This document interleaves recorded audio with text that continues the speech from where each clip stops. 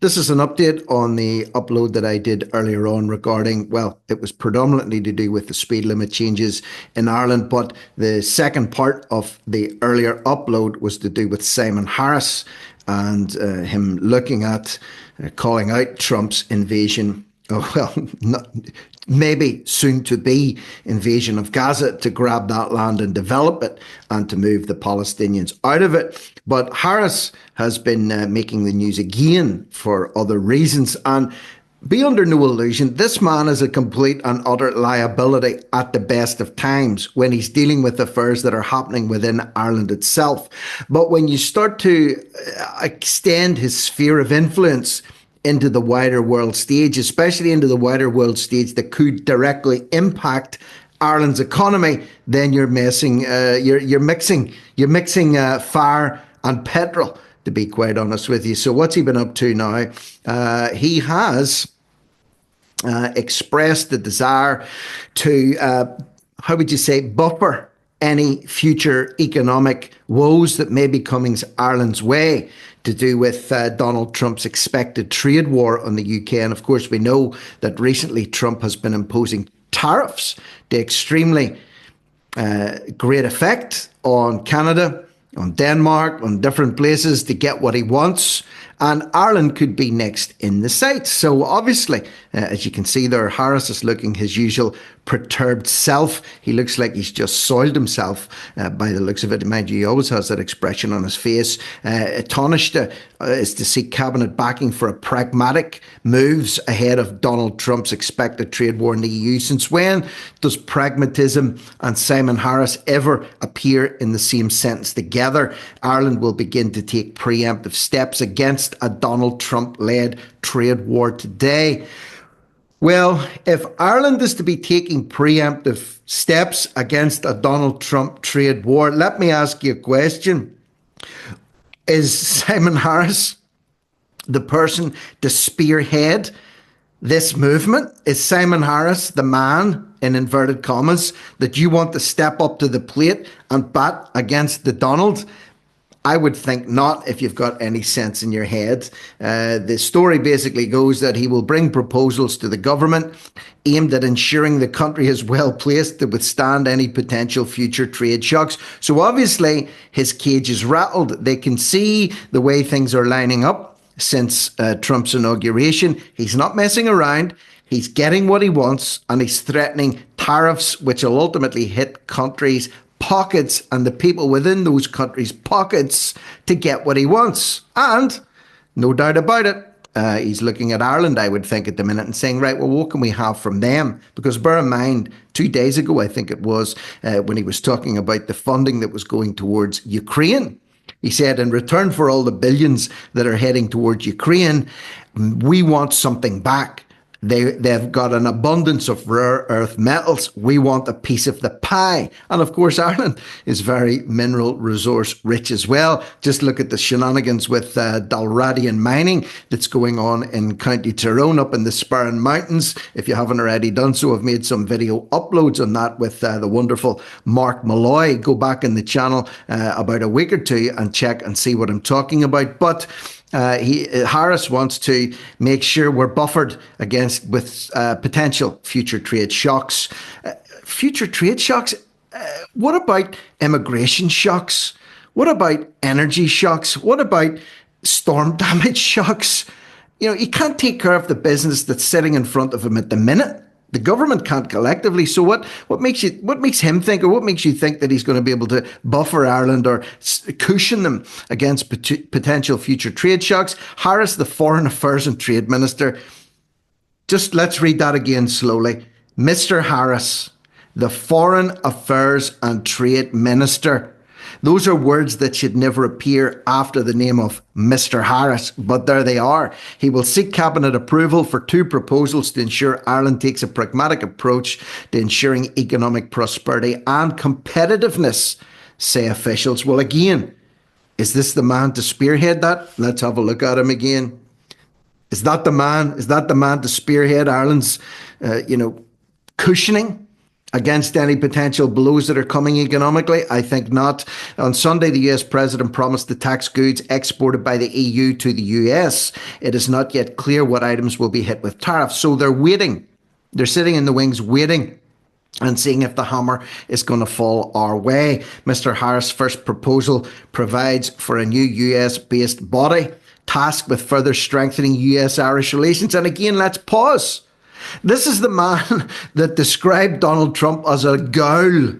Remember, after he was elected? After he was elected, he described him as a ghoul. And when he was asked, did he regret saying that, he said it was done in jest and it was done lightheartedly.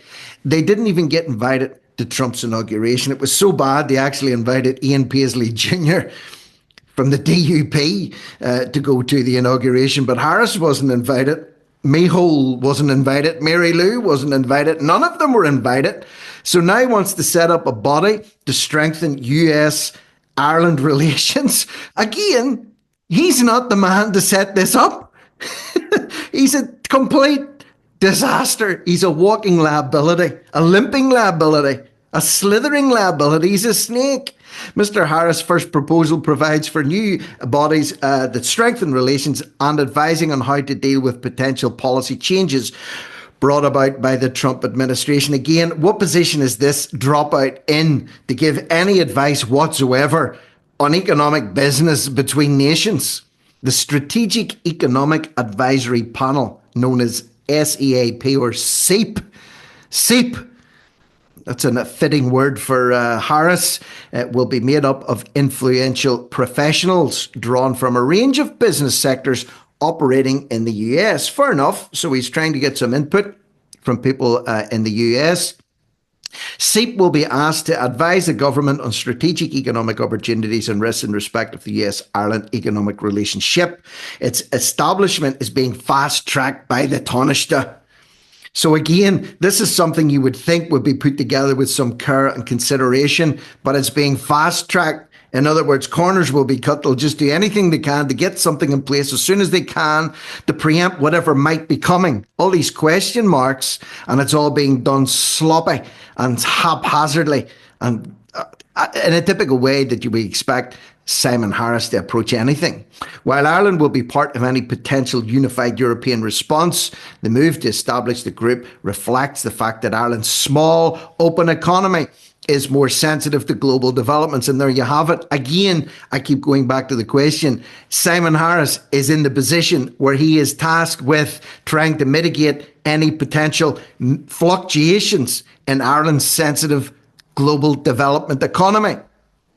It's a recipe for disaster. The EU has a trade surplus in goods with the US led by the pharma sector, much of which is headquartered in Ireland. So very sensitive to pharmaceuticals, very sensitive to big pharma. In the last 10 years, there has been a 5-fold increase in Irish-US trade, 317 billion in 2023, and the US is Ireland's largest trade and investment partner. Yes, and that all happened under the last administration, under the Biden administration. This is a whole different setup. This is a whole different ballgame now under the new Trump administration, and he's not mucking around.